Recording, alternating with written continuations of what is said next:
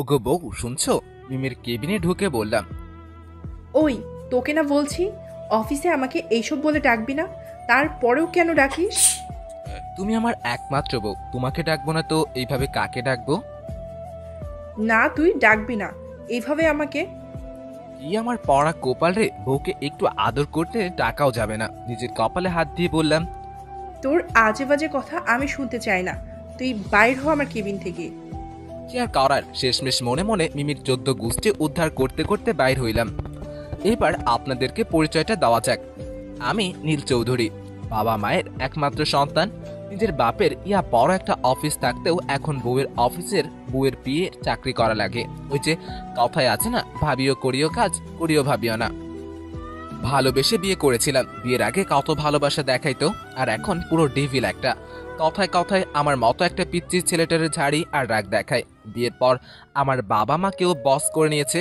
বাবাকে কত করে বললাম আমি আমাদের অফিসটায় বসি, কিন্তু উনি আমার কথাটা একবারও শুনল না।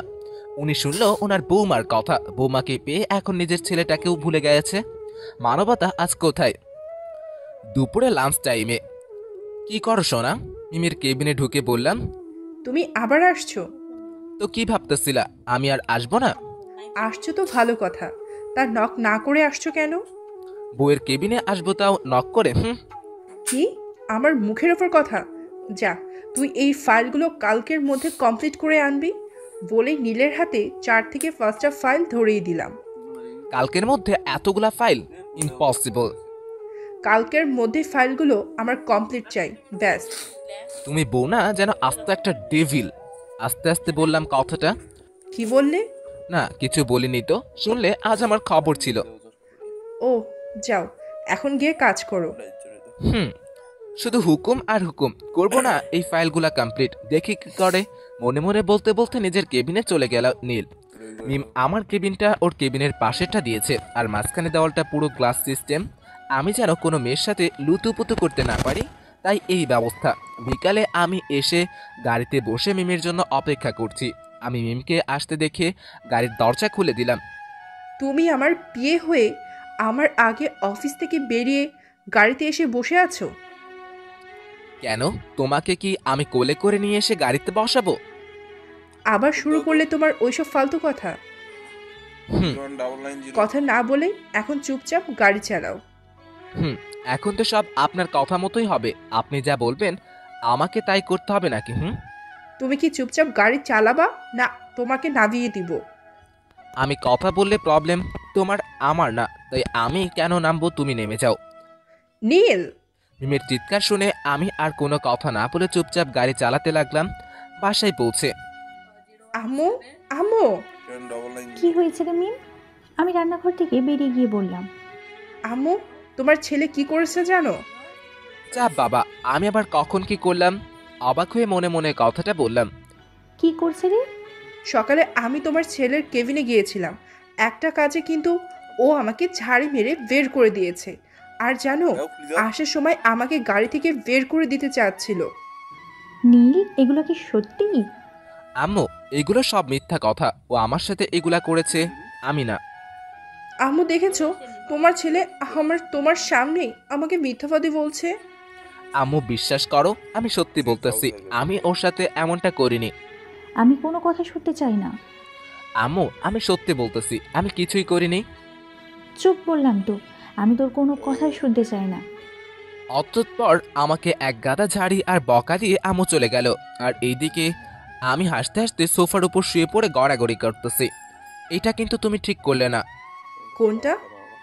জেনেও না জানার ফান করে বললাম। ধ্যাত, তোমার সাথে কথা বলে কোনো লাভ নেই বলে নিজের রুমে চলে গেল। তারপর মিমও নিজের রুমে চলে গেল। কেমন দিলাম? মিথ্যা বলায় যদি কোনো নবেল দেওয়া হতো তাহলে শিওর তুমিই পেতে। কোয়ালিটি আছে বস। তোমার সাথে কথা বলার আমার কোনো ইচ্ছা নেই, তুমি যাও তো এখান থেকে। শুধু শুধু আম্মুর কাছ থেকে আমাকে বকা খাওয়ালে। বকেছে, বেশ করেছে। আর তোমার সাথে কথা বলার আমারও কোনো ইচ্ছা নেই। সেই সুযোগে ওয়াশরুমের দরজাটা আমি বাইরে থেকে লক করে দিলাম। মিম ফ্রেশ হয়ে ওয়াশরুমের দরজা খুলতে গেলে দেখে দরজা খুলতেছে না। কি ব্যাপার? আমি তো দরজাটা লক করিনি, তাহলে লক হলো কিভাবে? নিশ্চয়ই ওই ব্যাটা নীলের কাজ। আর এদিকে আমি ওয়াশরুমে মিমকে আটকে রাখতে পেরে বিশ্বজয়ের একটা হাসি দিয়ে বিছানায় যেয়ে গা এলিয়ে দিয়ে হাসতে লাগলাম। নীল, দরজাটা খুলে বলছি। দরজা ধাক্কাতে ধাক্কাতে। আমি তো মিমের কোনো কথাই কানে নিচ্ছি না, উল্টা হেসেই যাচ্ছি। তোকে কিন্তু দরজা খুলতে বলেছি, না হলে আমি যে তোর কি হাল করব সেটা আমি নিজেও জানি না। আগে বাইরে বেরিয়ে তো আসো। দরজার কাছে এগিয়ে গিয়ে বললাম। তোকে দরজা খুলতে বলছি না? কেন, তখনকার কথা মনে নেই? আমার কাছ থেকে শুধু শুধু আমাকে কি বকাটাই না খাওয়ালে? এখন থাকো তুমি ওইখানে আটকিয়া। নীল দেখো, আমার মাথাটা ঘুরছে। তোমার মাথা ঘুরলে আমার কি আর বারবার চেঁচিয়ে আমাকে ডিস্টার্ব করবে না? নীল বলে জোরে চিৎকার করে ধফাস করে নিচে পড়ে গেলাম। মিমের চিৎকার আর ভিতর থেকে কিছু পড়ার আওয়াজ শুনে আমি দৌড়ে গিয়ে ওয়াশরুমের দরজা খুলে দেখি মিম নিচে পড়ে আছে। তারপর মিমকে নিচ থেকে তুলে কোলে করে রুমে নিয়ে এসে বিছানায় শুইয়ে দিলাম। বিছানায় শুয়ে দেওয়ার সাথে সাথে মিম চোখ টিপ মেরে আমাকে বলল, কেমন দিলাম? ইউ ড্রামা কুইন, আবার আমাকে ঠকালো। হ্যাঁ, তুমি কি ভাবছো আমার সাথে পাঙ্গা নিয়ে তুমি পারবে? তুমি যা চিজ। তখন কি যেন বলেছিলাম? আমি আবার কখন কি বললাম? এখন তো কিছুই মনে পড়বে না। আমাকে ওয়াশরুমে আটকে রাখার শাস্তি তো তোমাকে পেতেই হবে। বলে নীলকে মারার জন্য বিছানা থেকে নেমে ওর দিকে এগিয়ে গেলাম। আমাকে আর পাইকে এক দৌড়ে বাসার ছাদে গিয়ে চারদিকে দৌড়াচ্ছি। নীল দাঁড়াও বলছি, না হলে কিন্তু তোমার খবর আছে। নীলকে ধরার জন্য ওর পিছে পিছে দৌড়াচ্ছি। না, আমার মায়ের খাওয়ার একটু শখ নেই বলে দৌড়াতে লাগলাম। কপাল করে একটা বউ পাইছি যার কাছে উঠতে বসতে ঝাড়ি খাওয়া লাগে। এদিকে মিম আর দৌড়াতে না পেরে পা ধরে মাটিতে বসে কান্না করতে লাগলো। তা দেখে আমি মিমের কাছে এগিয়ে গিয়ে এসে বললাম, কি হয়েছে? পাটা একটু মচকে গিয়েছে। ডাহা মিথ্যা কথা। দেখি পাটা। একে অপরের সাথে সবসময় ঝগড়া করলেও দুজন দুজনকে অনেক ভালোবাসি আর কেয়ার করি। আমি মিমের পাটা যখনই ধরতে যাব তখনই মিম আমার হাত ধরে বলল, এখন কি হবে মিস্টার নীল? ডেভিল বউটা আবার আমাকে বোকা বানালো। দেখো, তুমি তো আমার মিষ্টি বউ, তাই না? তুমি কি আমার সাথে এমনটা করতে পারো? এখন এসব কথা বলে কোনো লাভ হবে না। তখন মনে ছিল না? আর হবে না, এবারে মতো মাফ করে দাও। সত্যি তো? সত্যি। আচ্ছা যাও, এবারের মতো মাফ করে দিলাম। লাভ ইউ বলে মিমির কপালে একটা কিস দিয়ে দিলাম দৌড়। পাগল একটা। রাতে ডাইনিং টেবিলে, আব্বু তোমার তো অনেক বয়স হয়ে গিয়েছে, অফিসের এত প্রেশার তোমার নেওয়ার দরকার নেই। এখন তুমি না হয় রেস্ট নাও আর আমি আমাদের অফিসটায় বসি। তুই কি বলতে চাস? বয়স বেড়ে গিয়েছে বলে কি আমি আবার অফিসে কোনো কাজ করতে পারবো না? না, আসলে তা না। তুই চুপ থাক। আমি যদি বেঁচে থাকি তাহলে কমপক্ষে 10 বছর এখনো অফিসটা চালাতে পারবো। তাহলে আমি আর তুমি দুজন মিলে আমাদের অফিসটা দেখাশোনা করি। কেন? তুই তো মিমদের অফিসে আসিস, তোর সমস্যা কি? আর আমি একাই পারবো, তোকে লাগবে না। আমাদের অফিস থাকতেও আমি অন্যদের অফিসে চাকরি করি, এটা কেমন দেখায় না? এবার শুনলে হয় মিমের প্যারা খেতে খেতে আমি শেষ। অন্যদের অফিসে বলছো কেন? আমাদের অফিসটা কি তোমার অফিস না? আর আমার আব্বুর স্বপ্ন ছিল আমার হাত ধরে আমাদের কোম্পানিটা একদিন বাংলাদেশের টপ 10-এ থাকবে। সেজন্য আমি অফিসটাই বসেছি, না হলে আমি কখনোই অফিসে বসতাম না। আর যদি মিমের আব্বু বেঁচে থাকতো? আমার আব্বু আর মিমের আব্বু দুজনেই বেস্ট ফ্রেন্ড আর বিজনেস পার্টনার ছিল। 2 বছর আগে কার অ্যাক্সিডেন্টে মিমের আব্বু মারা যায়। তারপর থেকে মিমকেই দেখাশোনা করতে হয় অফিস। মিমের আম্মু এখন বেশিরভাগ সময় মিমের নানু বাড়ি থাকে আর মাঝে মধ্যে মিমকে এসে দেখে যায়। আজ 6 মাস হলো আমার আর মিমের বিয়ে হয়েছে। আমাদের দুজনে বিয়ে হবার পর থেকেই আমার আব্বু আমাকে মিমের অফিসে মিমের সাথে থাকতে বলে। মিম মেয়ে মানুষ, একা সব দিক কিভাবে সামলাবে, আর কাজও হবে, রোমাঞ্চও হবে, এটা ভেবে আমিও আব্বুর কথায় রাজি হয়ে যাই। কিন্তু আমি কি আর জানতাম নাকি যে এই মেয়েটার ডেভিলের মতো আরো একটা রূপ আছে। কিন্তু মিমকে আমি কিছুই বলতে পারি না, কারণ মিম যে এই বয়সে নিজের বাবাটাকে হারিয়েছে। তাই আমিও চেষ্টা করি সব সময় মিমের আশেপাশে থেকে ওকে খুশি রাখার। আর আমার আব্বু আম্মুও আমার থেকে বেশি এখন মিমকেই ভালোবাসে। এদিকে মিম হঠাৎ ওর বাবার কথা শুনে বাবাকে মনে পড়ায়, হাত মুখ ধুয়ে মন খারাপ করে উপরে চলে যায়। মিম মনে হয় ওর বাবার কথা মনে পড়ে মন খারাপ করে উপরে চলে গেল। তুই একটু উপরে যেয়ে মেয়েটাকে দেখ। বলে খাওয়া শেষ করে হাত মুখ ধুয়ে উপরে চলে গেলাম। উপরে গিয়ে আমি যা ভাবছিলাম তাই ঠিক। মিম রুমে এসে বালিশে মুখ গুজে কান্না করতেছে। মিম কান্না বন্ধ করো প্লিজ। মিম আমার কোনো কথা কানেই নিচ্ছে না, তাও কান্না করেই যাচ্ছে। মিম কান্না থামা বলতেছি। বিছানায় বসে ধমক দিয়ে বললাম। আমার ধমক শুনে মিম আমাকে জড়িয়ে ধরে জোরে জোরে কান্না করতে করতে বলল, কেন বাবা এত তাড়াতাড়ি আমাদের ছেড়ে চলে গেলে? বাবাকে ছাড়া যে আমার খুব কষ্ট হয়। কেন চলে গেল বাবা? কেন বলনি? সবাইকেই একসময় চলে যেতে হয়, কাউকে আজ আর নয়তো কাল। যে চলে যায় সে তো আর কখনো ফিরে আসবে না। শুধু শুধু তার জন্য কান্না না করে আল্লাহর কাছে প্রার্থনা করো, আর প্রতিদিন ঠিক সময় মতো 5 ওয়াক্ত নামাজ পড়বা, কেমন? হুম, পড়ি, কিন্তু মাঝে মধ্যে পড়া হয় না। না তা হবে না, এরপর থেকে নামাজ মিস করবে না। যদি কোনো কাজ করো তাহলে সেই কাজ রেখে আগে নামাজ পড়ে নিবে, মনে থাকবে? হুম আর নামাজ শেষে মোনাজাতে আব্বুর জন্য দোয়া করবা, কেমন? হুম। তারপর মিম আস্তে আস্তে আমার বুকেই ঘুমিয়ে গেল। আমি মিমের কপালে আলতো একটা চুমু দিয়ে বিছানায় শুইয়ে দিয়ে ওর পাশে শুয়ে পড়লাম। সকালে মিম ঘুম থেকে উঠে ফজরের নামাজ পড়ে আমাকে ডাকতে লাগলো। নীল, উঠে নামাজ পড়ে নাও। একটু পর উঠছি, ঘুম ঘুম চোখে বললাম, না, এখনই উঠে আগে নামাজ পড়ে নাও, তারপর আবার ঘুমাবে। একটু পর উঠে পড়ে নিব না, এখনই। বলে আমাকে টেনে তুলে ওয়াশরুমে পাঠিয়ে দিল। আর মিম নিচে এসে 2 কাপ কফি করে নিয়ে রুমে চলে আসলো। নামাজ শেষ। নীলকে বললাম, তুমি কোথায় গিয়েছিলে? কফি আনতে। নাও বলে আমার হাতে একটা কফির কাপ ধরিয়ে দিল। তুমি আবার রান্নাঘরে গিয়েছিলে? তোমার না একদিন রান্না করতে করতে হাত পড়ে গিয়েছিল? একদিন পড়ে গিয়েছিল বলে কি সবসময় পড়ে যাবে? যত সব ঢং। হুম। আমি ঢং দেখাচ্ছি? তা নয় তো কি, এখন চুপচাপ কফিটা খাও। তোমার যা ইচ্ছা করো, আমার কি? বলে কফিতে চুমুক দিলাম। কফিতে মিষ্টি কম, একটু মিষ্টি দাও না। এত চিনি দিলাম, তাও তোমার আরো মিষ্টি লাগবে? রান্নাঘরে চিনি আছে, যাও নিয়ে আসো। তোমার কাছেই তো আছে, শুধু শুধু রান্নাঘরে যেতে হবে কেন? আমার কাছে? তোমার কাছে। আমি মিষ্টি কোথায় পাবো? ফাজলামি করতেছো আমার সাথে? ফাইজলামি করবো কেন? বলে মিমের কাছে এগিয়ে গিয়ে ওর ঠোঁটে একটা কিস দিয়ে বললাম, এই যে মিষ্টি, বাহ কি টেস্ট। নীল, এইটা কি হলো? মিষ্টি খাওয়া হলো। তোমাকে তো আজ আমি।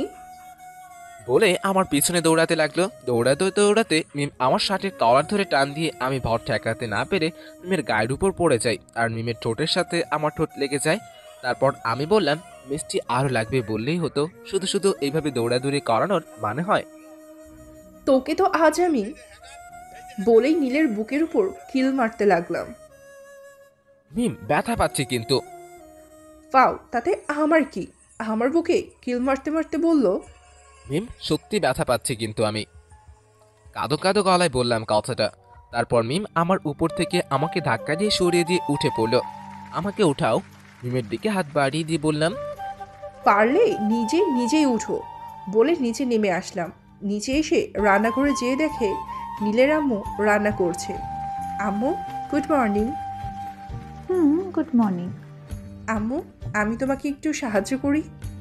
না, তোকে কিছু করতে হবে না, তুই রুমে যেয়ে রেস্ট নে, একটু পর আবার অফিস যাওয়া লাগবে। রান্না করতে যে মিম একদিনে হাত পুড়িয়ে ফেলেছিল বলেই আমার আম্মু আর ওকে রান্নাঘরে আসতে দেয় না। মিম তাও মাঝে মধ্যে চুপি চুপি করে আসে। আম্মু, আমি তোমাকে সাহায্য করি, আর একটু রান্না করাটা দেখি। এখন রেস্ট না নিলেও চলবে। আচ্ছা থাক। আম্মু, তোমাদের মতো আর কেউ আছে নাকি?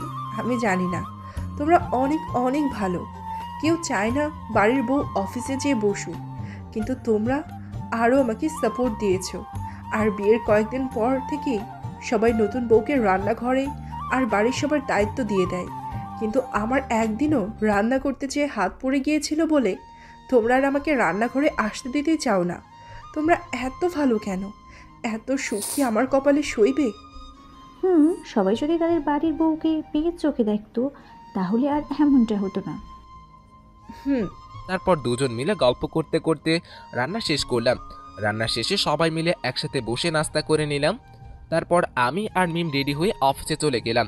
অফিসে এসে মিম চলে গেল নিজের কেবিনে, আর আমিও মিমের পিছু পিছু মিমের কেবিনে গেলাম। তুমি আবার এখানে কেন? আমার বউয়ের কেবিনে আমি আসছি, তাতে তোমার কি? তুমি কিন্তু দিনে দিনে বেশি শয়তান হয়ে যাচ্ছ। দেখো, তোমার পিছনে তেলাপোকা। তেলাপোকার কথা শুনে মিম ভয়ে দৌড়ে এসে আমাকে জড়িয়ে ধরল। মিম, তুমি অফিসে এসে রোমান্স করলে কিছু না, আর আমি একটু করলেই দোষ? যে কেউ যখন তখন চলে আসবে, ছাড়ো আমাকে। তেলাপোকাটা সরাও প্লিজ, আমার ভয় করছে। যে মেয়েটা নিজের স্বামীকে ভয় পায় না, সে তেলাপোকা দেখে ভয় পায়? বাবা যায় এগুলা। তেলাপোকাটা সরাও না। তেলাপোকা আসলে তো সরাবো। তার মানে তুমি আমাকে বোকা বানালে? এতদিন তুমি আমাকে বোকা বানাতে, আর আজ আমি তোমাকে বোকা বানালাম। তোকে তো আজ আমি বলে নীলের পিঠে 2-4টা দিয়ে দিলাম। আল্লাহ গো, আমি কাকে বিয়ে করেছি? পুরাই ডেভিল। এটা মনে হয় না আর আমাকে বাঁচতে দিবে। अभी तो शुरू हुआ है, आगे आगे देखो होता है क्या है। তোমাকে পরে দেখে নিব। কেন, এখন কি তোমার চোখ অন্ধ নাকি যে পরে দেখে নিবা? তোমার সাথে কথা বলাই বেকার। আর আমি মনে হচ্ছে আপনার সাথে কথা বলার জন্য বসে আছি। থাকো তুমি এখানে, আমি গেলাম। যাও যাও, আমি কি তোমাকে আটকে রেখেছি নাকি? বলেই আমি চলে গেলাম নিজের কেবিনে। আর এদিকে মিম কাজ করতে লাগলো। কাজ করতে করতে মিমের হঠাৎ মনে পড়লো কালকের কথা। কালকে আমাকে ফাইল দেওয়া হয়েছিল, আজকে সবগুলো ফাইল কমপ্লিট করে দেওয়ার কথা ছিল। বাছা ধন, এইবার তুমি কই যাবা? আমি শিওর তুমি একটা ফাইলও কমপ্লিট করনি। গ্লাসের ভিতর দিয়ে নীলের দিকে তাকিয়ে বললাম। তারপর আমি ম্যানেজারকে ফোন করে বললাম নীলকে আমার কেবিনে পাঠিয়ে দিতে। নিজে নীলকে সরাসরি ফোন করলাম না, কারণ তখন যা হলো আমি বললে নাও আসতে পারে। স্যার আসবো? Yes, come in. স্যার, ম্যাম আপনাকে ডাকছে। কোন ম্যাম? কম্পিউটারে গেম খেলতে খেলতে বললাম। স্যার, মিম ম্যাম এখন যেতে বললো আপনাকে। ওনাকে গিয়ে বলুন কাজ করছি, এখন আসতে পারবো না। ম্যানেজার শুধু মাথা নাড়িয়ে মিমের কেবিনের সামনে এসে দরজায় কড়া নাড়লো। Yes, come in. ম্যাম, স্যার বললো এখন কাজ করছি, যেতে পারবে না। আচ্ছা, আপনি এখন যান। ম্যানেজার চলে যাবার পর মিম গ্লাসের ভিতর দিয়ে দেখতে লাগলো আমাকে, আর আমি এক নাগারে কম্পিউটার চালিয়ে যাচ্ছি। আর এদিকে ওদিকে আমার কোনো খেয়াল নাই। রাগে রাগে মিম আমার কেবিনে এসে বলল, আমি তোমাকে ডেকে পাঠালাম আর তুমি গেলে না কেন? এত কি জন্য ডেকেছিলে? কম্পিউটারের দিকে তাকিয়ে বললাম। দেখি দেখি কি এমন করেছে কম্পিউটারে যে আমি ডাকলে তোমার যাওয়ার টাইমই থাকে না? আরে কিছু না তো। তুমি অফিসে কাজ করতে আসো না গেম খেলতে আসো? কম্পিউটারের দিকে তাকিয়ে বললাম। না মানে? থাক, এখন আর মানে মানে করতে হবে না। কালকে যে ফাইলগুলো দিয়েছিলাম ওগুলো কি কমপ্লিট করছো? এই রে, কাজ সারছে। এখন কি হবে? আমি তো একটা ফাইলে গায়ে হাত দিয়ে দেখিনি। আজ আমি শেষ। কি ভাবছো এত? না মানে আসলে। থাক, আর বলতে হবে না, আমি বুঝেছি। তুমি এবারও একটা ফাইল কমপ্লিট করে আনোনি। আসলে খেয়াল ছিল না। তোমার খেয়াল থাকে কোথায়? হ্যাঁ, এরপর থেকে আর হবে না। এই এক কথা তুমি আমাকে কতবার বলেছো, সেই খেয়াল আছে? এবার শেষ, আর হবে না।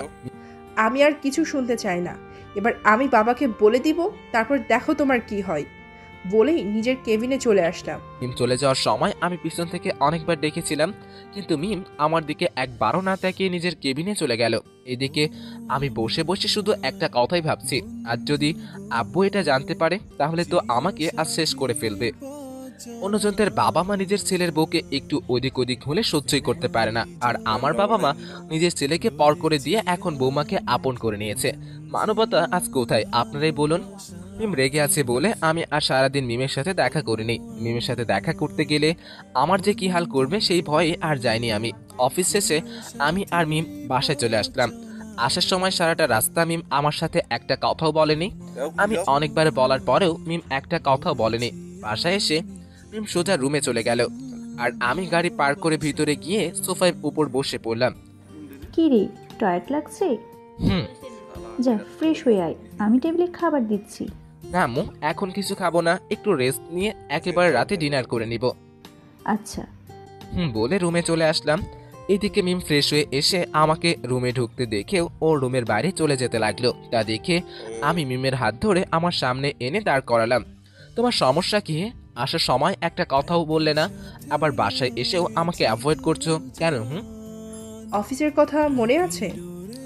আমি তো বলতেছি আর হবে না, তারপরেও তুমি কেন এমন করতেছো? হ্যাঁ আচ্ছা, তোমার ফাইলগুলা কমপ্লিট চাই তো যাও, কালকের মধ্যে সবগুলা ফাইল কমপ্লিট পেয়ে যাবে। রাগে রাগে বলে ওয়াশরুমে চলে গেলাম। আর এদিকে আমার এমন ব্যবহারে মিম অবাক হয়ে গেল। আমি ফ্রেশ হয়ে এসে মিমকে ওখানে দাঁড়িয়ে থাকতে দেখে কিছু না বলে চুপচাপ নিচে চলে গেলাম। মিম আমার এমন ব্যবহার অবাকের উপর অবাক হচ্ছে, কারণ আমি কখনো ওর সাথে এমনটা করিনি। এদিকে আমি নিচে এসে মাথা নিচু করে সোফায় চুপচাপ বসে আছি। আমাকে মাথা নিচু করে চুপচাপ বসে থাকতে দেখে আম্মু আমার কাছে এসে বলল, কি রে, শরীর খারাপ নাকি? এভাবে বসে আছিস যে? না কিছু হয়নি, এমনি ভালো লাগছিল না তাই। ওহ, তা মিম কোথায়? দেখো উপরে কোথাও আছে হয়তো। এভাবে বলছিস কেন? মিমের সাথে কি তোর কিছু হয়েছে নাকি? না, ওর সাথে আবার আমার কি হবে? কিছু তো একটা হয়েছে, তা না হলে তুই এমনভাবে কথা বলার মানুষ না। তখন মিম নিচে এসে আমোর পাশে গিয়ে দাঁড়ালো। আমি মিমকে দেখে সোফা থেকে উঠে নিজের রুমে চলে গেলাম। মিম, কি হয়েছে রে? ও আজ এমন করতেছে কেন? না আম্মু, তেমন কিছু না। আমাকে কেউ বলবি না? তারপর মিম আম্মুকে সব কিছু খুলে বলল। কই রাগ করার কথা তোর? আর রাগ করে বসে আছে ওই? হুম। এখন যা, উপরে গিয়ে দেখ কি করছে ছেলেটা। ও তো তোকে ছাড়া এক মুহূর্তও থাকতে পারে না। আম্মুর কথা শুনে মিম লজ্জা পেয়ে মাথা নিচু করে এক দৌড়ে রুমে চলে আসলো। রুমে এসে দেখে আমি ল্যাপটপ আর ফাইলগুলো নিয়ে কাজ করতে বসেছি। তাই মিম আমাকে আর ডিস্টার্ব না করে নিজের মোবাইল নিয়ে বিছানায় বসে গেম খেলতে লাগলো। আর এইদিকে আমি কাজ করছি আর বারবার আর চোখে মিমের দিকে তাকাচ্ছি আর মনে মনে বলতেছি, আমি নাকি কাজ করি না, এখন দেখো আমিও কাজ করতে পারি। সবসময় এমন ভাব করো যেন শুধু ও একাই কাজ করে, আর কেউ পারে না, যত সব। আর এদিকে মিম মোবাইলে গেম খেলতে খেলতে ঘুমিয়ে গিয়েছে। সন্ধ্যার দিকে মিমের ঘুম ভাঙার একটু পরেই আজান হয়। মিম উজু করে এসে নামাজ পড়ে উঠে আমার দিকে তাকিয়ে দেখে আমি এখনো কাজ করে যাচ্ছি। তা দেখে আমার কাছে গিয়ে মিম বলল, আজান হয়েছে, উঠে নামাজ পড়ে নাও, পরে আবার কাজ করো। আমি কিছু না বলে চুপচাপ উঠে অজু করে এসে নামাজ পড়ে আবার কাজে বসলাম। আর এইদিকে মিম নিচে এসে আম্মুকে রান্নার কাজে সাহায্য করছে। বাড়িতে কাজের লোক থাকতেও আমার আম্মুকে রান্না করা লাগে, কারণ আমি আর আমার আব্বু সরাসরি আম্মুকে বলে দিয়েছি কোনো কাজের লোকের রান্না আমরা খেতে পারবো না। তুমি রান্না করলে খাবো আর না করলে খাবো না, কারণ আম্মুর রান্নাটা অনেক ভালো। রাতের বেলা সবাই ডাইনিং টেবিলে ডিনার করতে বসেছে, কিন্তু আমি এখনো আসিনি বলে মিম আমাকে ডাকতে গেল। মিম রুমে এসে দেখে আমি কাজ করতে করতে টেবিলের উপরেই মাথা দিয়ে ঘুমিয়ে গিয়েছি। তা দেখে মিম আমার দিকে এগিয়ে গিয়ে আমাকে ঘুম থেকে ডেকে তুলল। তারপর বলল, যাও ফ্রেশ হয়ে এসে নিচে খেতে যাব। আমি কিছু বলছি না, শুধু চুপচাপ দাঁড়িয়ে আছি।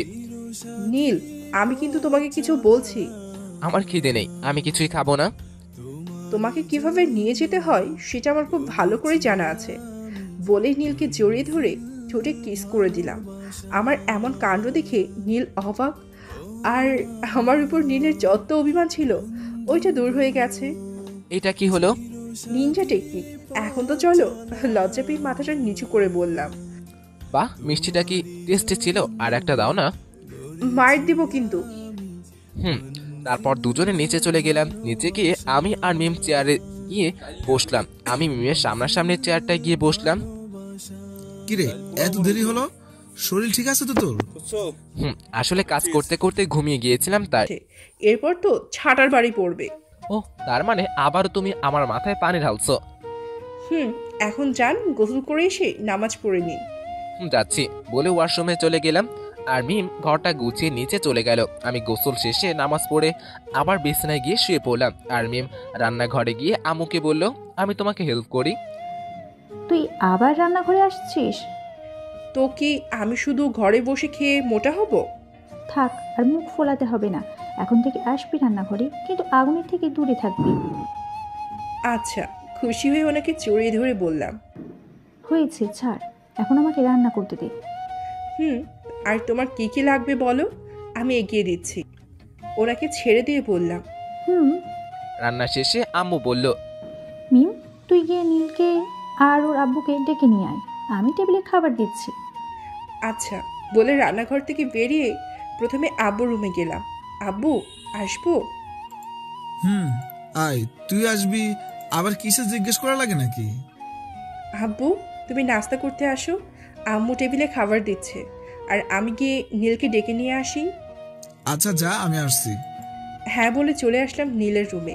মিম রুমে এসে দেখে আমি আবারও ঘুমিয়ে গিয়েছি। দেখো এমনভাবে শুয়ে আছে যেন উনি নবাব সিরাজউদ্দিন দৌলা। দাঁড়া, তোর ঘুম আজ আমি ছোটাচ্ছি বলে নীলকে ধাক্কা মেরে বিছানা থেকে নিচে ফেলে দিলাম। ওরে বাবারে, আমার মাজাটা গেল রে। কে রে সকাল সকাল আমাকে বিছানা থেকে ফেলে দিলি? দাঁড়া, আজ তোর একদিন কি আমার একদিন, বলে উল্টা ঘুরে মিমকে দেখতে পেয়ে চুপ হয়ে গেলাম। কি যেন বলছিলাম, চুপ হয়ে গেলা কেন? আমি আবার কি বলবো, আমি তো কিছুই বলিনি। তোর নামে তো পুরুষ নির্যাতনের মামলা করা দরকার। উঠতে বসতে শুধু আমার উপর নির্যাতন করিস। একদিন আমারও সময় আসবে, সেদিন আমি তোকে দেখে নিব, মনে মনে বললাম। হ্যাঁ, এখন উঠো, সবসময় খালি ঘুম। আমার ঘুমের উপর তোমার এত রাগ কেন? তোমার এত ঘুম কই থেকে আসে? হ্যাঁ, আজ অফিস বন্ধ, তাও একটু দেরি করে ঘুম থেকে উঠলেও তোমার সমস্যা। সমস্যা। এখন যাও, ফ্রেশ হয়ে নিচে আসো নাস্তা করতে। যাও, আসছে বলে ওয়াশরুমে চলে গেলাম। আর মিম নিচে এসে আমার পাশে চেয়ারটায় বসলো। ঘুম থেকে উঠে ফ্রেশ হতে পাঠিয়ে দিয়ে আসলাম। আম্মু আম্মু এখনই চলে আসবে। আমি ফ্রেশ হয়ে নিচে এসে মিমের সাথে চেয়ারটায় গিয়ে বসলাম। কি রে, তুই এত ঘুম কই থেকে পাস? আমার ঘুমের উপরেই কেন তোমাদের সবার এত নজর? হ্যাঁ, থাক, এখন আর তোর সাথে আজাইরা প্যাচাল পেরে কোনো লাভ নেই। আমি আজারা প্যাচাল পারি? আব্বু, আমি কি আজারা প্যাচাল পারি? তুমি বলো তো। হ্যাঁ, পারিসই তো, বলেই মুখে হাত দিয়ে মুখটা চেপে ধরলাম। আব্বু তুমিও যাও, তোমাদের কারোর সাথে আমার কোনো কথা নেই, বলে না খেয়ে রাগে নিজের রুমে চলে গেলাম। দিলে তো ছেলেটাকে শুধু শুধু রাগিয়ে। তুমি তো শুরু করলে। আমি শুরু করছি বলে তোমাকেও করতে হবে নাকি? তুমি করলে কিছু না, আর আমি করলেই দোষ। আরে তোমরা আবার ঝগড়া শুরু করতেছো কেন? আমি ওর খাবারটা উপরে নিয়ে যাচ্ছি, দেখি না খেয়ে কোথায় যায়। আর তুই? তোমরা যতক্ষণে দুজনে ঝগড়া করতেছিলে ততক্ষণে আমার খাওয়া শেষ। তোমরা খেয়ে নাও, আমি ওর খাবারটা নিয়ে উপরে গেলাম। আচ্ছা যা। নীল, খেয়ে নাও। না, আমার খিদে নেই, আমি কিচ্ছু খাবো না। অন্যদিকে মুখটা ঘুরিয়ে বললাম। কি বললা আবার বলো তো? আমি খাবো না, তুমি যাও এখান থেকে। তুমি সত্যি খাবা না তো? না, খাবো না, কিছুতেই খাবো না। তোমরা সবাই কি আমাকে খেলার পুতুল পেয়েছো নাকি, যে যখন ইচ্ছে তাই কর? আমি কিছু শুনতে চাই না। খেতে তো তোমাকে হবেই, আর তোমাকে কিভাবে খাওয়াতে হবে সেটাও আমার ভালোভাবে জানা আছে। বলে নীলের সামনে যেয়ে ওর মুখটা চেপে ধরে মুখের মধ্যে খাবার ঢুকিয়ে দিলাম। সবসময় শুধু আমাকে ডেভিলগিরি দেখানো। নাও এবার খেয়ে নাও, বলে নীলের হাতে প্লেটটা ধরিয়ে দিলাম। তুমি খাইয়ে দিলে খাবো, না হলে খাবো না। কেন, তোমার হাত নেই, নিজে খেতে পারো না? বউয়ের হাতে খাওয়ার মজাই আলাদা। যত সব আজে বাজে কথা। দাও প্লেটটা আমার কাছে দাও, বলেই নীলের হাত থেকে প্লেটটা নিয়ে ওকে খাওয়াতে লাগলাম। দেখছো, বলেছিলাম না বউয়ের হাতে খাওয়ার মজাই আলাদা। কি ভালো লাগছে। কথা বন্ধ করে চুপচাপ খাও। খাওয়া দাওয়া শেষ করে মিম আমাকে বলল। আজ তো ছুটি, তাই আজ বিকালে চলো আমরা সবাই ঘুরতে যাই। আজ আমার পকেটটা ফাঁকা হবে শিওর। কি হলো, চুপ করে আছো কেন? যাবো, আর না গেলেও তো টেনে হিস্ট্রি নিয়ে যাবে। এখন যাও, তুমি একটু ঘুমিয়ে নাও, আমি নিচে গেলাম। এটা নিশ্চয়ই কোনো ঝড়ের লক্ষণ, না হলে যার আমার ঘুমের উপর এত রাগ সে আমাকে নিজে ঘুমাতে বলল। আজ আমার কি হবে কে জানে। যখন যা হবার হবে তখন তো একটু তো শান্তিতে ঘুমিয়ে নেই, বলে বিছানায় গা এলিয়ে দিলাম। বিকালে, মিম তোমার হয়েছে? দাঁড়াও আর 5 মিনিট। সেই 30 মিনিট ধরে বলতেছো, আর 5 মিনিট আয়নার সামনে বসে এত কি করছো? হ্যাঁ, হয়ে গিয়েছে, আমি আসছি। তুমি নিচে গিয়ে গাড়ি বের করো। আব্বু আম্মু যাবে না? না, ওনাদেরকে অনেক বলেছি কিন্তু কেউ যেতে রাজি হলো না। ও, আমি নিচে গিয়ে গাড়ি বের করতেছি, তুমি তাড়াতাড়ি আসো, বলে নিচে চলে গেলাম। আর এইদিকে মিম রেডি হয়ে আমোর কাছ থেকে বিদায় নিয়ে আমার কাছে চলে আসলো। গাড়িতে না উঠে কি এখানে এভাবে দাঁড়িয়ে থাকবে? উঠছি। তা এখন কোথায় যাব? শহরের বাইরে কোনো একটা ফাঁকা জায়গায় নিয়ে চলো। আচ্ছা বলে গাড়িতে চালাতে শুরু করলাম। নামও এসে গিয়েছি। জায়গাটা কি সুন্দর। শহরের চারিদিকে মানুষের ভিড় থাকতে থাকতে দম বন্ধ হয়ে আসে। এই জায়গাটা আসলে মন ভালো করার মতো একটা জায়গা। প্রাণ খুলে নিঃশ্বাস নেওয়া যায় এখানে। এখানে না আছে কোনো শব্দ, আর না আছে মানুষের ভিড়। আসলে জায়গাটা এমনই, এখানে যে একবার আসবে তারই মন ভালো হয়ে যাবে। বলে দৌড়ে মাঠের মাঝে গিয়ে 2 হাত দুদিকে ছড়িয়ে ঘুরতে লাগলাম। পাগলি একটা, বলে মিমের দিকে এগিয়ে গেলাম। নীল, তোমাকে অনেক অনেক ধন্যবাদ আমাকে এই জায়গাটায় নিয়ে আসার জন্য। এখন তুমি ঘোরা বন্ধ করো, না হলে কিন্তু মাথা ঘুরে পড়ে যাবে। না পারবো না বলে চারিদিকে দৌড়াতে আর লাফাতে লাগলাম। মিম থামো, না হলে পড়ে যাবা কিন্তু। কে শোনে কার কথা? মিম আমার কোনো কথা কানে না নিয়ে আরো বেশি জোরে দৌড়াতে আর লাফাতে লাগলো। পাগলিটার আবার বাচ্চামো ভাবটা শুরু হয়েছে বলে ঘাসের উপর বসে পড়লাম। আর মিম দৌড়াতে দৌড়াতে হাঁপিয়ে গিয়ে আমার পাশে গিয়ে ধফাস করে বসে পড়লো। দৌড়াতে দৌড়াতে ঘামে একেবারে ভিজে গিয়েছি দেখছি বলে পকেট থেকে রুমালটা বের করে মিমের মুখটা মুছিয়ে দিলাম। তারপর ওখানে বসে কিছুক্ষণ গল্প করার পর মিম বলল, চলো উঠি, আমার কিছু শপিং করার আছে। এতক্ষণ তো ভালোই ছিলাম, এখন আবার শপিং কেন? কি হলো, কি ভাবছো? না কিছু না, চলো এখন। তারপর দুজনে গিয়ে গাড়িতে বসলাম। আচ্ছা শপিং করার কি দরকার, চলো আমরা অন্য কোথাও গিয়ে ঘুরে আসি। গাড়ি ড্রাইভ করতে করতে বললাম। 1 সপ্তাহ পর আমার এক ফ্রেন্ডের বিয়ে, সবাইকে যেতে বলেছে। আজ যখন বাইরে বেরিয়েছি তাহলে তাই ভাবলাম আজই সবার জন্য শপিংটা করে ফেলি। আমাকেও যেতে হবে বিয়ে বাড়িতে? সবাইকে যেতে বলেছে আর কার্ডও পাঠিয়ে দিয়েছে। ইম্পসিবল, আমার দ্বারা কোনো বিয়ে বাড়িতে যাওয়া সম্ভব না। কেন সম্ভব না? বিয়ে বাড়িতে যেতে আমার ভালো লাগে না। তাছাড়া ওখানে অনেকগুলো মানুষের মধ্যে থাকলে আমার দম বন্ধ হয়ে আসে। আর তাছাড়া তোমার সাথে আমি যাব বিয়ে বাড়িতে? আমি কি পাগল নাকি? আগের বার কি হয়েছিল সবটাই আমার মনে আছে। দম বন্ধ হয়ে আসে তো। আমি তোমার কোনো কথা শুনতে চাই না, তুমি যাবে এটাই ফাইনাল। আচ্ছা ঠিক আছে, মিমের রাগ দেখে ভয়ে ভয়ে বললাম, আল্লাহ এবার আমাকে রক্ষা করো এই ডেভিলটার হাত থেকে। Good boy. তারপর শপিং মলে পৌঁছে গাড়িটা পার্ক করে দুজনে ভিতরে চলে গেলাম। মিম শপিং করছে আর সব ব্যাগগুলো আমার হাতে ধরিয়ে দিচ্ছে। আরে আর কত কিছু কিনবে, দেখো আমার 2 হাতে আর কোনো জায়গা নেই। এখন কি ব্যাগগুলা আমার মাথায় নিতে হবে নাকি? আইডিয়াটা খারাপ না। কি না, আমি পারবো না, শেষমেশ তুমি আমার মান সম্মান ডোবাবে। চলো আজকের মতো এতটুকুই। আজকের মতো এতটুকুই মানে পরে আবার করবে নাকি? করতেও পারি। আরে না, তুমি আজ যা কিনছো সেগুলা দিয়ে 1 বছর আরামসে চলে যাবে। না বলে এখন চলো বলে আমি সামনের দিকে আগাতে লাগলাম। আরে তুমি আগে চলে যাচ্ছ কেন? কেন, আবার কি হয়েছে? বিল পেমেন্ট কে করবে শুনি? কেন তুমি? সামনে জ্যান্ত একটা হাজবেন্ড থাকতে আমি কেন বিল দিতে যাব? দেখছো না আমার 2 হাতে ভর্তি ব্যাগ, আমি বিল দিব কেমন করে? তোমাকে কিছু করতে হবে না, যা করার আমি করছি বলে নীলের পকেট থেকে মানি ব্যাগটা বের করে বিল পেমেন্ট করলাম। গেল আমার টাকাগুলা। এখন দাঁড়িয়ে না থেকে চলো। চলো, তা এখন কোথায় যাব? ভালো কোনো একটা রেস্টুরেন্টে চলো। আচ্ছা বলে গাড়িতে চালাতে লাগলাম। তারপর দুজনে একটা রেস্টুরেন্টে গিয়ে খাওয়া দাওয়া করে বাসায় ফেরার উদ্দেশ্যে রওনা হলাম। নীল গাড়ি থামাও। কি হয়েছে? আইসক্রিম খাবো। এখন আইসক্রিম পাবো কোথায়? ওই যে দেখো সামনে, আইসক্রিমওয়ালাকে দেখিয়ে বললাম। তুমি না একটু আগে খেয়ে আসলে, এখন আবার আইসক্রিম খাওয়া লাগে তোমার? দাও না এনে। যাচ্ছি বলে গাড়ি থেকে বেরিয়ে সামনের দিকে আগাতেই হঠাৎ সামনে থেকে একটা গাড়ি এসে ধাক্কা দিল। এইদিকে মিম কিছু একটার আওয়াজ শুনে ভয়ে চোখ বন্ধ করে জোরে চিৎকার করে উঠল। কি হয়েছে, এভাবে চিৎকার করে উঠলে কেন?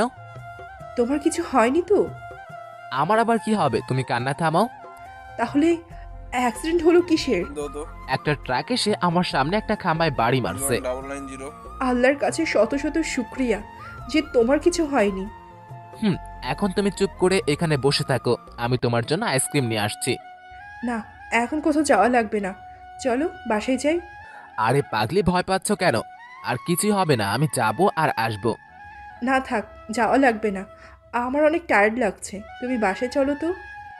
আচ্ছা বলে গাড়ি স্টার্ট দিলাম। বাসায় এসে আমি আর মিম আব্বু আম্মুর সাথে কথা বলে উপরে চলে গেলাম।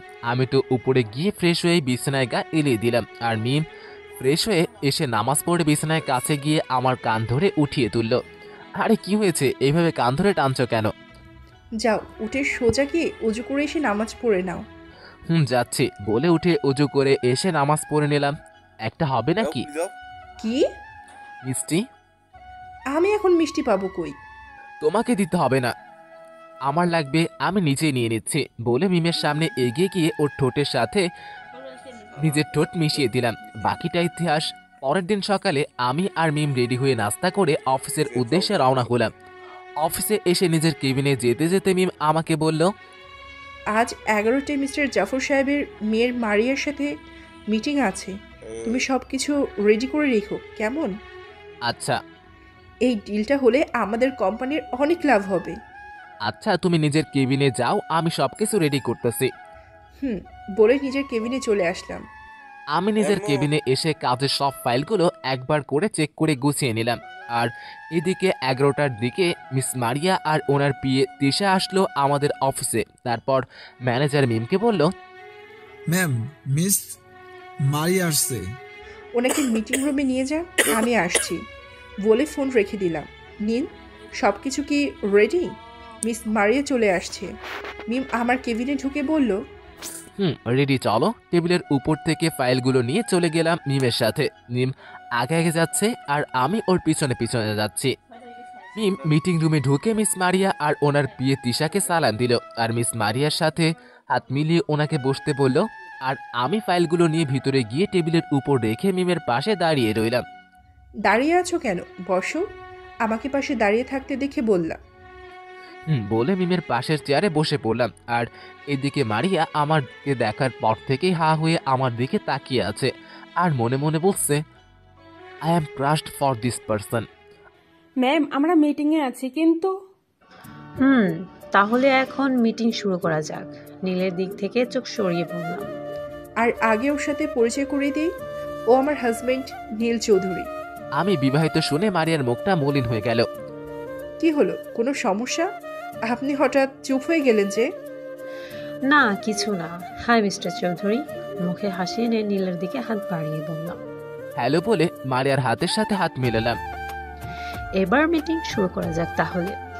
সবাই বলে সম্মতি জানালো। তারপর মিটিংটা শেষ করে ডিলটার পেপারে সাইন করে মারিয়া আর ওর বিয়ে আমার আর মিমের সাথে হাত মিলিয়ে চলে গেল। ম্যাম, এখন কোথায় যাবেন? বাসায় যাব, খুব টায়ার্ড লাগছে। আর তুমি যাওয়ার পথে অফিসে নেমে যেও। আচ্ছা। তারপর মারিয়া অফিসের সামনে তিশাকে নামিয়ে দিয়ে বাসায় চলে গেল। আর এদিকে মিম যে নিজের কেবিনে বসে কাজ করছে আর আমি যে মিমের কানের কাছে ঘ্যান ঘ্যান করছি। কি সমস্যা তোমার? কিছু ভালো লাগছে না, চলো না একটু বাইরে থেকে ঘুরে আসি।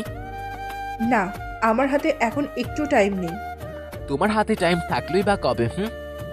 আমার জায়গায় তুমি থাকলে বুঝতে। থাকো তুমি তোমার কাজ নিয়ে। আমি গেলাম বলে নিজের কেবিনে চলে গেলাম। বিকালে আমি আর মিম অফিস থেকে বাসায় ফিরে আসলাম। আমি এসেই বিছানায় গা এড়িয়ে দিলাম আর মিম ফ্রেশ হয়ে এসে নামাজ পড়ে আমাকে ডাকতে লাগলো। ওই নীলের বাচ্চা, ওঠ বলছি। আরে কি হয়েছে, এভাবে ডাকছো কেন? তো কি করব, তুমি এসে শুয়ে পড়লে কেন? যাও তাড়াতাড়ি উঠে ফ্রেশ হয়ে নামাজ পড়ে নাও। একটু পরে উঠছি, আমি এখন অনেক টায়ার্ড। তোর টায়ার্ডের গুষ্টির কিছু কই, তুই উঠবি কিনা বল। উঠছি বলে উঠে ওয়াশরুমে চলে গেলাম। তার মনে মনে বললাম, সবসময় শুধু গুন্ডিগিরি দেখানো আমাকে। তারপর মিম নিচে এসে দেখে আম্মু রান্নাঘরে রান্না করছে। তা দেখে মিম ওনার কাছে গিয়ে রান্নার কাজে ওনাকে সাহায্য করতে লাগলো। আর এইদিকে আমি ফ্রেশ হয়ে এসে নামাজ পড়ে বিছানায় গা শুয়ে পড়ে মোবাইলে গেম খেলতে লাগলাম। রাতে সবাই মিলে একসঙ্গে ডিনারে বসছি। এমন সময় আব্বু মিমকে বলল, কিরে, বিজনেস কেমন চলছে? তোমার ছেলে জ্বালায় কি আর কিছু হয়? আমি আবার কি বললাম? হ্যাঁ, কি কয়েক বছরে? তোমার ছেলে একটা ফাইলও ঠিক মতো কমপ্লিট করতে পারে না, সারাদিন অফিসে বসে শুধু গেমস খেলে। কত বড় মিথ্যা কথা! আমি নাকি একটা ফাইলও ঠিক মতো কমপ্লিট করতে পারি না আর সারাদিন বসে নাকি গেম খেলি। নীল, এটা সত্যি? আমি যদি এখন বলি এটা মিথ্যা, তাইলেও তো তুমি বিশ্বাস করবে না। তো শুধু শুধু জিজ্ঞেস করার কি দরকার? তোকে কি আমি এত কিছু বলতে বলেছি? হ্যাঁ। তারপর আর কি, আবারও আমি আব্বুর কাছ থেকে এতগুলা বকা খেলাম। আমার আব্বু আমাকে বকছিল আর মিম রাগী চোখে মিমের দিকে বারবার তাকাচ্ছিলাম আর মিম মুখ চেপে ধরে হাসছিল। তোমাকে আমি পরে দেখে নিব।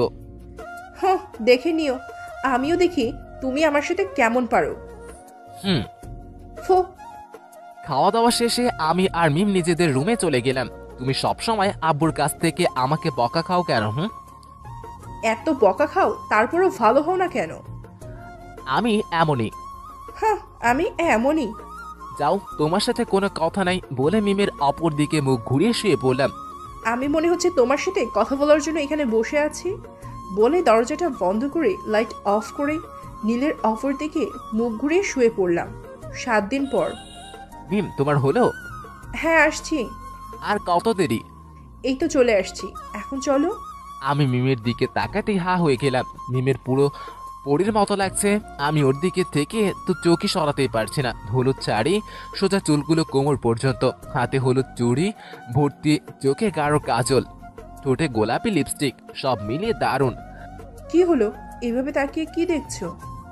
আমাকে ওর দিকে এভাবে তাকিয়ে থাকতে দেখে বললাম। তোমাকে যা কিউট লাগছে না, ইচ্ছে করছে খেয়ে ফেলি। যা দুষ্টু, সবসময় শুধু আজে বাজে কথা। তোমাকেও কম কিউট লাগছে না। কালো শার্ট, কালো প্যান্ট, সাদা ব্লেজার, চোখে সানগ্লাস, তোমাকেও অনেক কিউট লাগছে। আমার ইচ্ছা করছে তোমাকে খেয়ে ফেলতে। খাও, কে মানা করছে? সবসময় দুষ্টুমি না? তোমার সাথে দুষ্টমি করবো না তো কার সাথে করব? হুম, এখন অনেক হয়েছে, চলো, দেরি হয়ে যাচ্ছে আমাদের। কি বলে রে, এত দেরি হলো কেন? তোদের আমরা আছি কখন থেকে রেডি হয়ে বসে আছি। মিমির জন্য দেরি হলো। ওর রেডি হতে কত টাইম লাগে তুমি তো আর তা জানো না। কি, আমার রেডি হতে দেরি লাগছে? কত বড় মিথ্যা কথা! তুমি রেডি হওয়ার 1 মিনিট পরেই আমি রেডি হয়ে আসছি। হুম ফু, হুম থু। যা দিলে তো শার্ট নষ্ট করে ফেলে। মোটেও না, তোমার শার্টে কিছুই লাগেনি। তোরা আবার ঝগড়া শুরু করেছিস? এই তো প্রথমে শুরু করেছে। কি, আমি? না, তুমি প্রথমে শুরু করলে। এই দুটো এরকম কেউ কম যায় না, সব সময় খালি ঝগড়া লেগেই থাকে। আরে তোরা থামবি, আমাদের দেরি হয়ে যাচ্ছে। ওদিকে মনে হয় তোর ফ্রেন্ডের গায়ে হলুদ শেষ হয়ে যাবে। ও হ্যাঁ, চলো সবাই জলদি। তারপর সবাই গিয়ে গাড়িতে বসলাম। 30 মিনিটের মধ্যেই আমরা পৌঁছে গেলাম বিয়ে বাড়িতে। সবাই আমার সাথে এসো, গাড়ি থেকে নেমে বলল। সবাই মিমের পিছু পিছু বাসার ভিতরে চলে গেল। মিমের বান্ধবী রিয়া মিমকে দেখে ওর সামনে এসে ওকে জড়িয়ে ধরলো। তোর ওপর আমি কিন্তু অনেক রেগে আছি। কেন, আমি আবার কি করলাম?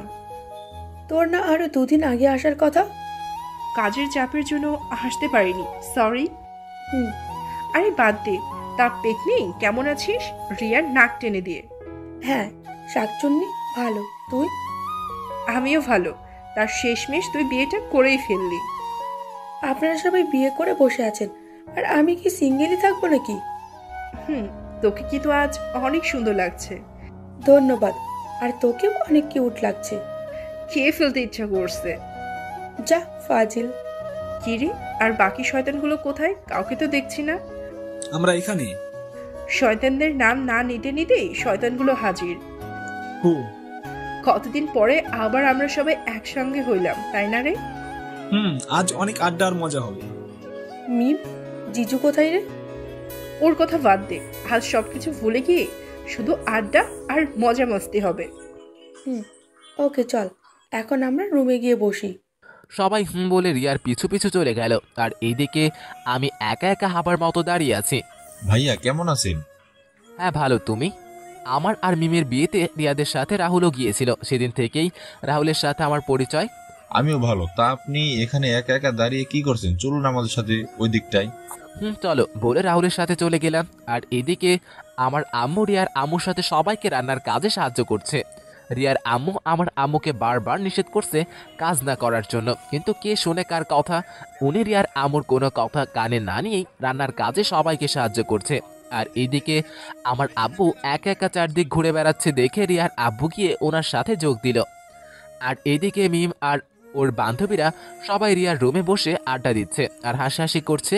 তখনই আমি, রাহুল আর রাহুলের কিছু ফ্রেন্ড রিয়ার রুমের দরজার সামনে দিয়ে যাচ্ছিলাম। রুমের ভিতর থেকে হাসাহাসির আওয়াজ শুনে আমি দাঁড়িয়ে গিয়ে সবাইকে বললাম, ভিতরে সবাই আড্ডা দিচ্ছে আর আমরা এদিক ওদিক ঘোরাঘুরি করছি, চলো সবাই ওদের সাথে আড্ডায় জয়েন দেই।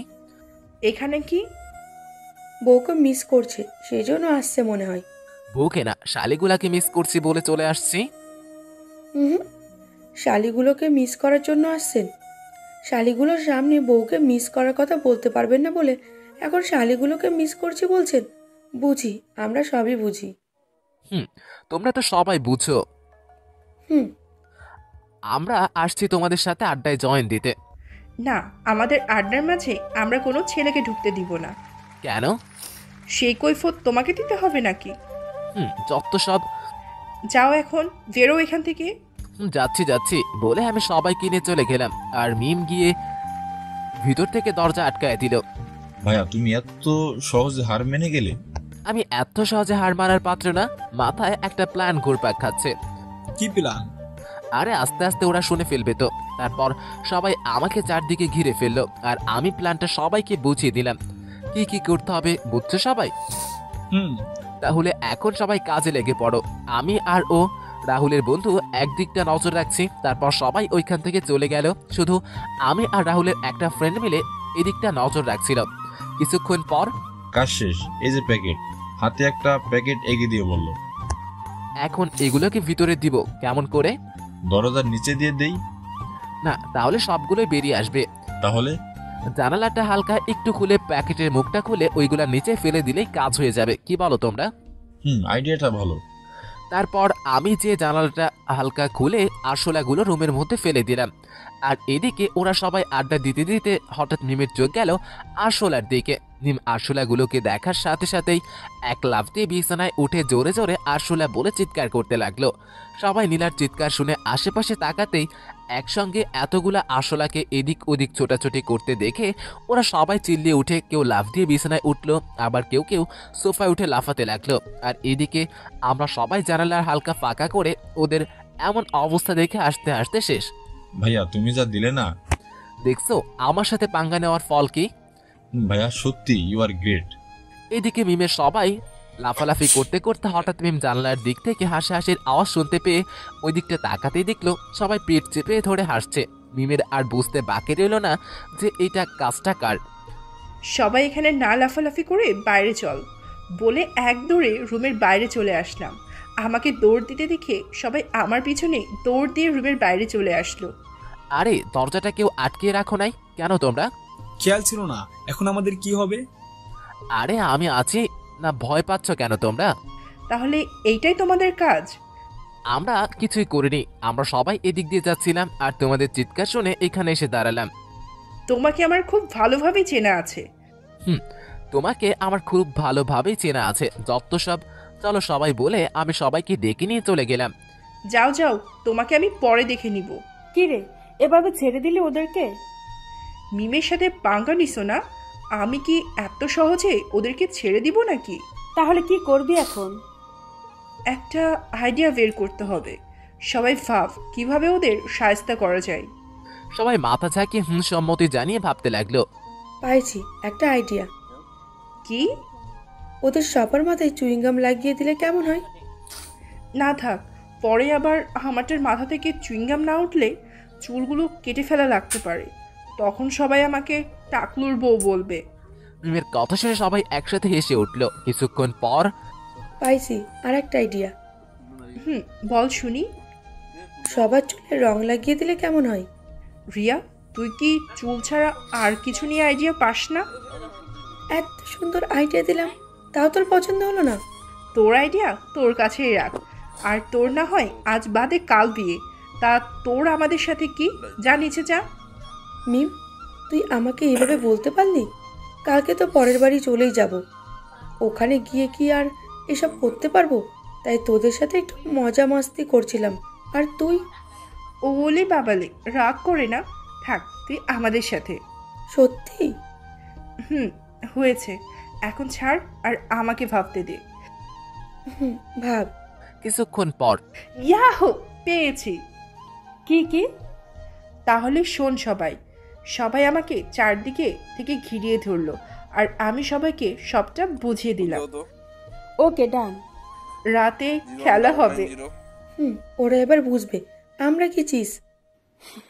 গিয়ে সম্মতি জানালো।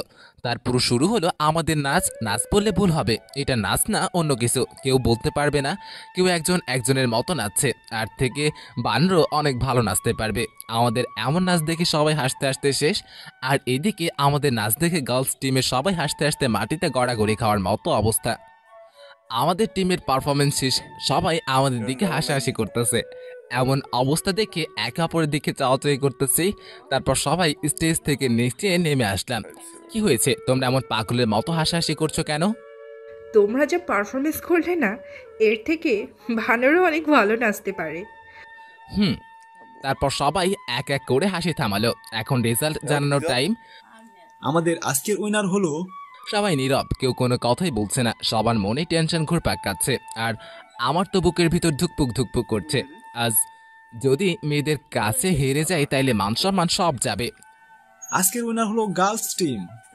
জাজেসরা মুখে গার্লস টিমের নাম শুনে মিম আর ওর টিমের সবাই ইয়াহু বলে লাফিয়ে উঠল, আর বাকিরা সবাই হাততালি দিচ্ছে। তারপর গার্লস টিমের সবাই আমাদের টিমের সামনে এগিয়ে গিয়ে সবাই একসাথে বুড়ো আঙ্গুল নিচু করে আমাদের টিমকে লুজার লুজার বলছে।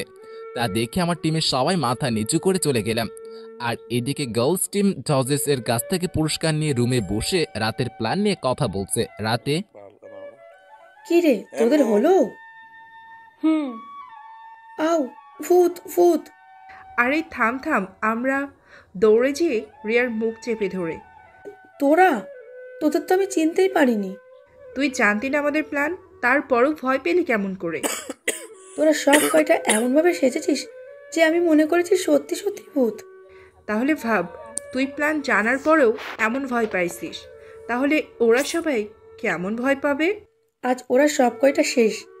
তাই তোরা 3জন ছেলে ভূত আর 3জন মেয়ে ভূত সেজেছিস কেন? আমরা কাপল ভূত। বাহ বাহ, ভালো। এই প্রথম কেউ একসঙ্গে 3 জোড়া কাপল ভূত দেখবে। ভাবা যায় এগুলা? আচ্ছা, আমরা যে এরকম ভূত হয়ে যাচ্ছি, যদি সত্যি সত্যি কোনো আসল ভূত এসে আমাদের তুলে নিয়ে যায় তখন কি হবে? ওদের কথার মাঝে এরাও কথা বলে উঠলো।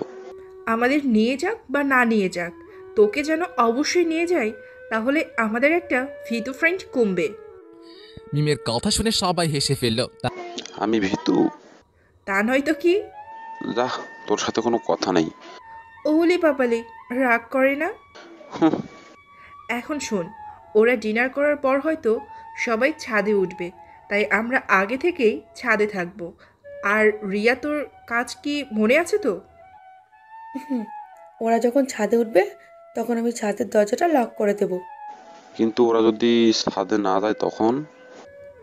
তুই সব সময় নেগেটিভ ভাবিস কেন? পজিটিভ কিছু ভাবতে পারিস না? এখন চল সবাই। তারপর সবাই মিমের পিছু পিছু ছাদে গিয়ে লুকিয়ে পড়ল। আর রিয়া দেখতে গেল আমাদের খাওয়া দাওয়া শেষ হয়েছে কিনা। চলো এখন সবাই একটু ছাদে বসে আড্ডা দিয়ে আসি আর হাওয়া খেয়ে আসি। সবার খাওয়া দাওয়া শেষ হয়ে বললাম। সব ছেলেরা হুম বলে সম্মতি জানালো। এখন আবার আড্ডা কিসের? যা গিয়ে শুয়ে পড়, কাল সকালে আবার অনেক কাজ আছে। বিয়ে বাড়িতে কি এত সকাল সকাল ঘুম হয় নাকি? তুই কোনো বিয়ে বাড়িতে আসতেই চাস না, আবার এখন বলছিস বিয়ে বাড়িতে কি এত সকাল সকাল ঘুম হয় নাকি? আম্মু তুমি একটু চুপ থাকো তো, আর চলো সবাই। যাও যাও, ওপরে দেখো তোমাদের জন্য কি অপেক্ষা করছে। আমাদের সাথে পাঙ্গা নেওয়া, তাই না? কি রে, তুই এখানে একা একা দাঁড়িয়ে আছিস কেন? তোর ফ্রেন্ডরা সব কোথায়? সবাইকে ডেকে নিয়ে আয় তো, খেতে দিই। একটু পরে আসছি আমরা সবাই, বলে এক দৌড়ে ছাদের দরজার কাছে সে দরজাটা লক করে দিল। দরজার দিকে থেকে কিছু একটার আওয়াজ পেয়ে সবাই একসঙ্গে দরজার দিকে তাকাতে দেখলাম দরজাটা আপনা আপনি বন্ধ হয়ে গেল। আর ভাইয়া, দরজাটা বন্ধ হলো কিভাবে? কোনো ভূত নয় তো? ভূতটুত বলতে কিছু নেই, হয়তো বাতাসে বন্ধ হয়েছে। নীলা যে ভয় পাচ্ছে না এমনটা কিন্তু নয়। চলুন ভাইয়া, দেখে আসি। চলো বলে আমি আস্তে আস্তে সামনের দিকে এগোতে লাগলাম, আর সবাই বাকিরা আমার পিছু পিছু যেতে লাগলো। দরজা তো লক হয়ে গিয়েছে, দরজা টান দিয়ে খোলার চেষ্টা করেও খুললো না। এটা নিশ্চয়ই কোনো ভূতের কাজ। আরে তুমি তখন থেকে ভূত ভূত করছো কেন? তোমাদের এইখানে কি কোনো ভূত টুত আছে নাকি? শুনেছি আশেপাশে এলাকাতে অনেক ভূত দেখেছে। আরে আগে বলবে না, তাহলে রাতে ছাদে আসতাম না। এখন যদি এটা ভূতের কাজ হয় তাহলে কি হবে? ভাইয়া কিছু একটা করুন না। আমি নিজেই ভয়ে বাঁচতেছি না, আর তোমরা দেখছি। আমরা সবাই যখন দরজার কাছে গিয়ে কথা বলছিলাম ততক্ষণে মিমরা সবাই সবার পজিশন মতো জায়গায় চলে গিয়েছে। মিম আর ওর একটা ফ্রেন্ড ছাদের এক পাশে রাখা দোলনায় গিয়ে বসেছে, আর বাকিগুলো ছাদের রেলিং ধরে দাঁড়িয়ে আছে। পিছন থেকে কিছু একটার আওয়াজ শুনে সবাই পিছনে তাকাতেই দেখলো দোলনাটায় দুজন সাদা কাপড় পরে বসে আছে আর দুজন রেলিং ধরে দাঁড়িয়ে আছে।